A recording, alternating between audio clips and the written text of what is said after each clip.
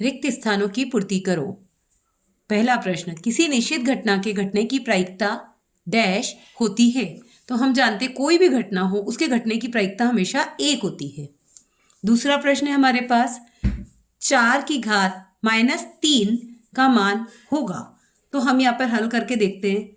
4 की घात -3, इसको हम कैसे करेंगे? इसकी घात -3 है, इसलिए हम सबसे पहले इसको व्युत्क्रम कर देंगे, बटे में ले लेंगे। 1/4 की घात 3। अब हमारे पास माइनस का निशान हट गया। अब 4 की घात 3 है, इसलिए हम 4 का 3 बार गुणा करेंगे।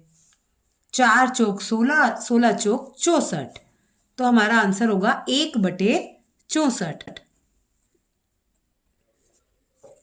तीसरा प्रश्न, वर्ग एक ऐसा आयत है जिसकी सभी भुजाएं, तो वर्ग हम जानते हैं जिसकी सभी भुजाएं कैसी होती है? समान या बराबर होती हैं।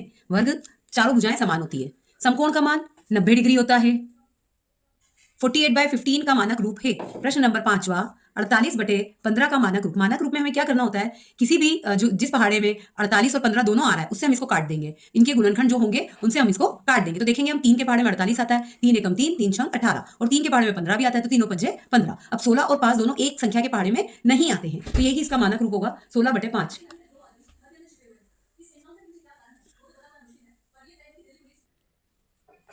48/15 का मानक रूप क्या होगा? तो 48/15 को जब हम देखेंगे तो 3 की टेबल से कटेगा। तो 3 के पहाड़े में 48 कितनी बार में आता है? अगर हम डायरेक्ट नहीं काट सकते तो हम भाग दे के भी देख सकते हैं। 3 एकम 3, 4 में से 3 घटाया 1, ऊपर से उतारा 8, 3 छंग 18, तो हमारे पास आ गया 16। और ऐसे ही 15 3 के पहाड़े में 5 बार आता है, तीनों पंजे 15, तो हमारा आंसर होगा 16/5। प्रश्न नंबर 6, आयत के विकर्ण होते हैं, तो आयत के दोनों विकर्ण बराबर होते हैं, तो इसका आंसर हम लिखेंगे समान या बराबर।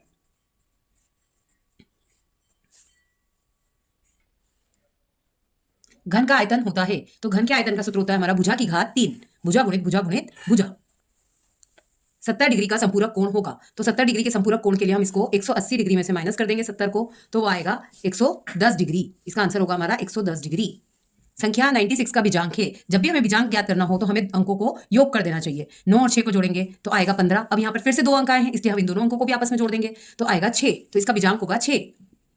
विषम प्राकृतिक संख्याओं के घन, जब भी हम विषम प्राकृतिक संख्याओं की बात कर रहे हैं और उनके घन की बात कर रहे हैं, तो यदि हम जैसे कोई सी भी संख्या उदाहरण के रूप में लेते हैं 1 का घन, तो 1 गुणित 1 गुणित 1, मतलब आंसर आएगा 1।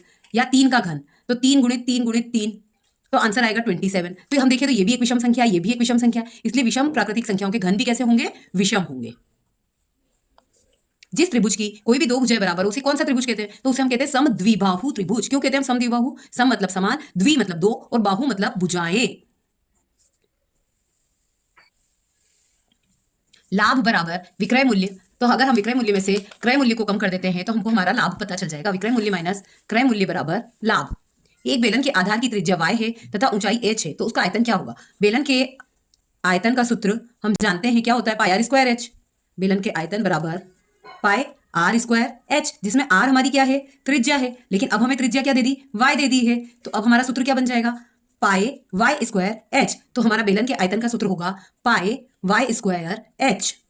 पूर्ण संख्याओं के लिए गुणात्मक तत्समक है। गुणात्मक तत्समक वो होता है कि जिनको आपस में गुणा करें तो आंसर 1 आ जाए। तो जैसे पूर्ण संख्या कोई सी भी होगी तो उसके लिए गुणात्मक तत्समक 1 होगा।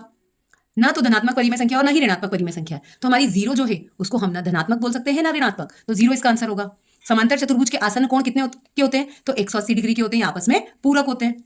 वर्ग के विकर्ण एक दूसरे को समकोण पर समद्विभाजित करते हैं।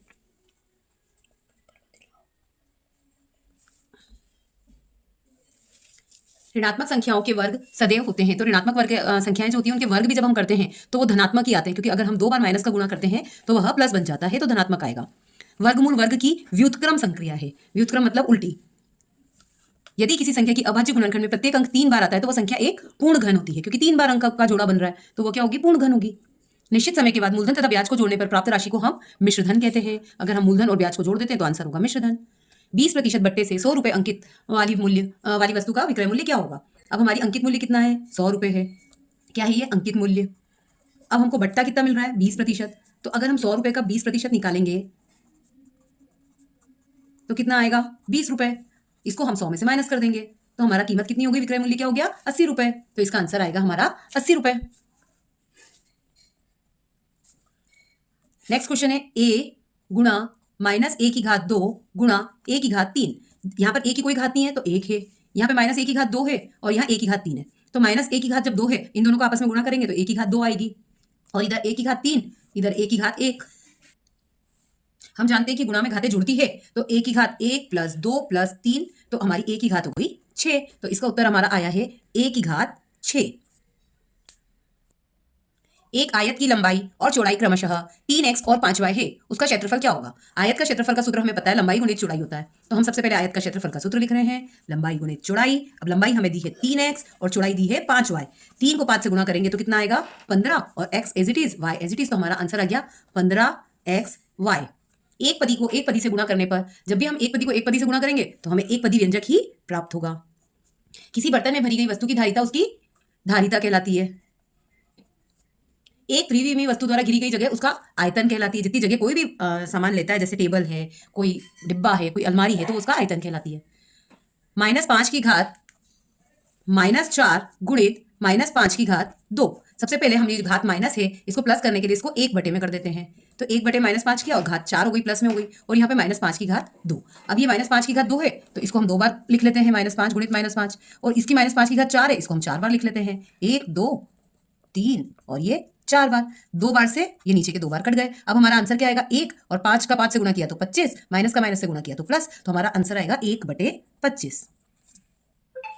वर्ग की भुजा की लंबाई वर्ग के परिमाप का 1/4 होती है। क्यों? क्योंकि वर्ग का जो परिमाप होता है उसका सूत्र क्या होता है? 4 गुणित भुजा। वर्ग का परिमाप बराबर 4 गुणित भुजा, तो भुजा की लंबाई होगी 1/4। किसी संख्या को पूर्णतः विभाजित करने वाली संख्या उसका गुणनखंड कहलाती है।